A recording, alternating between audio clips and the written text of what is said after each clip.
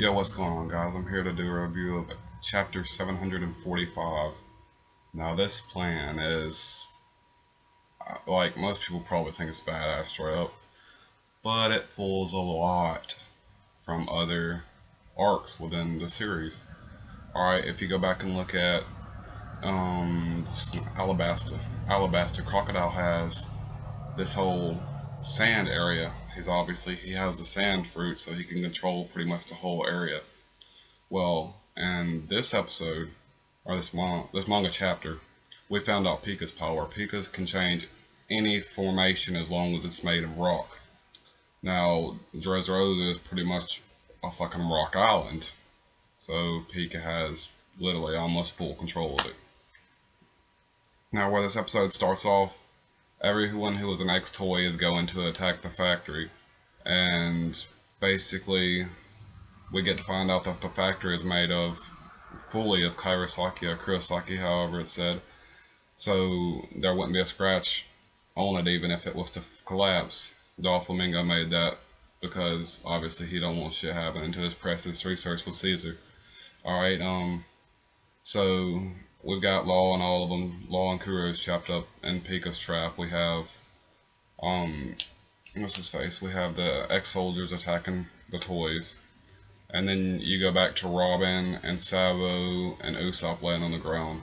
Robin's got Usopp in her arms saying, hey, Sabo hacking, Koala.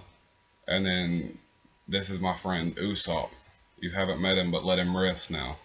Because of obviously Usopp's just torn up after the fight with Sugar and Trevor. And basically, what's going on here is you have, as soon as Robin tells him that Usopp's resting to this point, Koala jumps into Robin's arms and is like, "Hey, Robin, what's up?"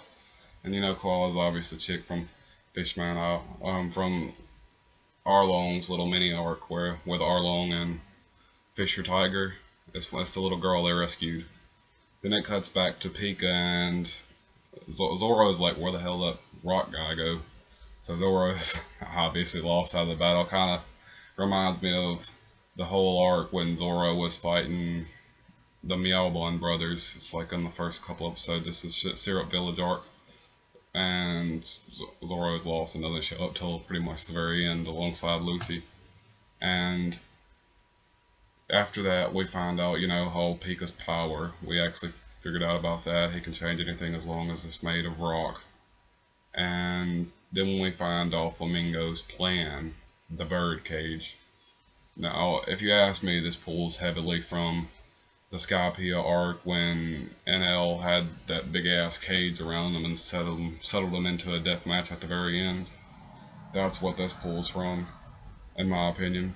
And basically, Doflamingo's using his parasite to take random civilians from all over the city to start harming each other. So you have citizens harming people each other. You got the Birdcage coming down. And he says, if you can kill these people that I list, then the game is over. And I'll prepare a award for those who did kill the people that I named. So, he hasn't named anybody yet. But he then proceeds to say, also, this has probably pissed some of you off. So, I'd assume you want to kill me. If you want to kill me, I won't run or hide. I'll be in the castle, basically.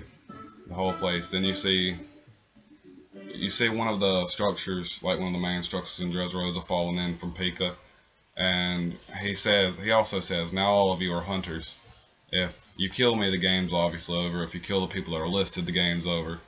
So, basically, then this also reminds me of the arc from Hunter x Hunter where you have the exam arc where you steal each other's tags.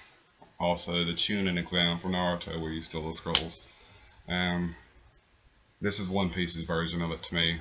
It's actually a mixture of a lot of different things I've already seen in anime, so I'm not too thrilled with it, but it is going to be badass. I already know you got everybody from heavy marines to freaking, not heavy, strong marines such as the Admiral, the Green Bull we've seen. We've got Sabo from the Revolutionary, from the Revolutionaries. You have Koala, you have Hawk, and pretty much everybody who was in the Dressrosa battle. You have all those people, Dun Chinzhao, the dude with the King's Punch, and all that's gonna go down. And then right outside of the cage, people might have forgot about it, but Big Man was in between Greenbit and Dressrosa. I don't know if they ever docked on either one of the islands, but last we checked, we were on their ship. Now, some of the Straw Hats have already sailed off towards Zoe, so we have also Pika. Pika, Doflamingo ordered him to throw basically all them away from him, and as long as Pika can change the rocks, none of them can get back to him. So you got Luffy, um, Kuros, and a couple more down there outside of the wall trying to get back in, and they're like, we can't get to him as long as Pika can control all the structures.